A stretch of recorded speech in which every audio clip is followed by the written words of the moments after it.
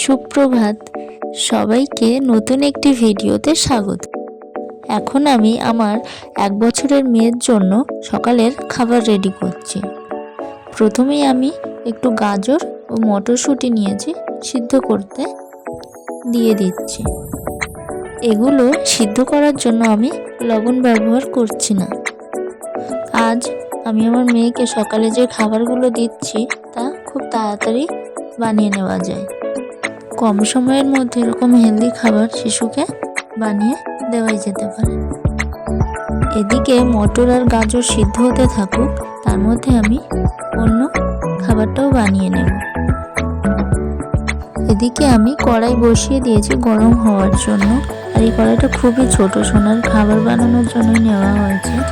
এবার একটু বাটার দিয়ে দিচ্ছি, হালকা করে একটু ডিম ভাজা করবো, সেই জন্য। ডিম তো সিদ্ধ খেতে দেওয়াই ভালো, কিন্তু মাঝে মধ্যে একটু এরকম করে দিলে বাচ্চারাও খেতে পছন্দ করে। সবসময় একই রকম খাবার না দিয়ে একটু আলাদাও দেওয়া যেতে পারে। আমার মেয়ে প্রতিদিন একটা ডিম সিদ্ধ খায়, কিন্তু যেদিন আমি এভাবে করে দিই সেদিন আর সিদ্ধ ডিম দেওয়া হয় না। ভেবেছিলাম যে ডিমের সাদা অংশটা আমি আলাদা করেই করবো আর কুসুমটা আলাদা, কিন্তু সোনা এসে খুব দুষ্টুমি করছিল আর সব একসাথে হয়ে গিয়েছে।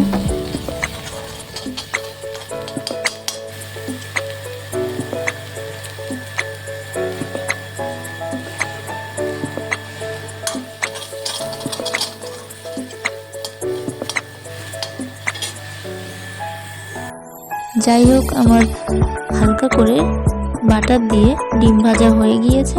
আর এখন আমি আমার মেয়ের সকালের খাবারের প্লেটও রেডি করে নিয়েছি। এখানে একটু আপেলও দিয়েছি।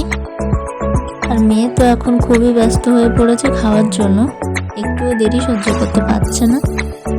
অল্প একটু দেরি হয়েছে, সেই জন্য মুখটা কেমন করে আছে, কিন্তু এবার খাবার পেয়ে বেশ খুশি হয়ে যাবে। মেয়েটা দেখতে দেখতে কেমন বড় হয়ে যাচ্ছে। এখন আর মটরের খোসা আলাদা করে দিতে হচ্ছে না, নিজেই তা পরিষ্কার করে খেতে শিখেছে।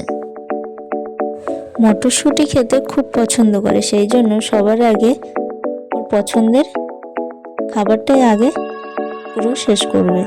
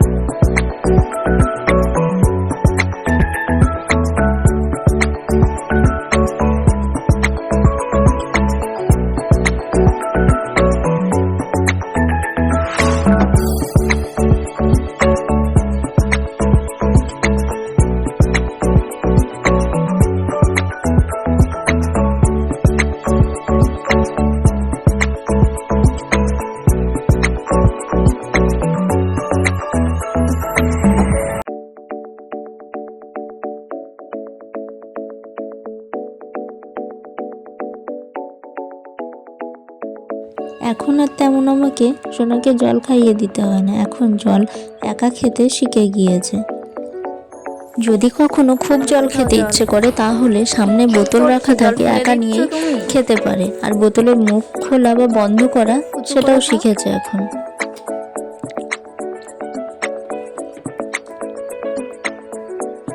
খাও, জল খেতে হয়, আর একটু খাও তাড়াতাড়ি।